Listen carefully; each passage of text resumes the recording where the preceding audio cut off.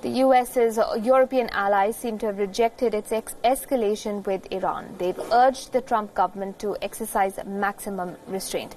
It turns out that it's been a major embarrassment for the US Secretary of State Mike Pompeo, who was in Brussels to get more allies on board in the US's fight against Iran. This is in part because European Union has expressed its determination on continuing to implement in full the nuclear deal with Iran as long as Rouhani's government is in power and remains compliant. On the European Union side, on the member states of the European Union side, there's full determination to do all we can, as I said, with all our instruments, to implement at full our part of the nuclear agreement, as long as Iran remains compliant with their part, which is the nuclear commitments they've taken. And that, I insist, so far, the IAEA has certified they have complied with.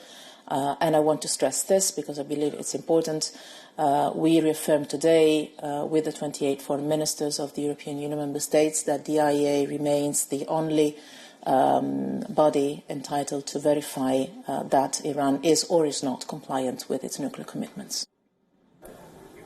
The European Union has decided to continue to fully endorse the Iran nuclear deal and hopes that all parties will avoid any further escalation of the dispute.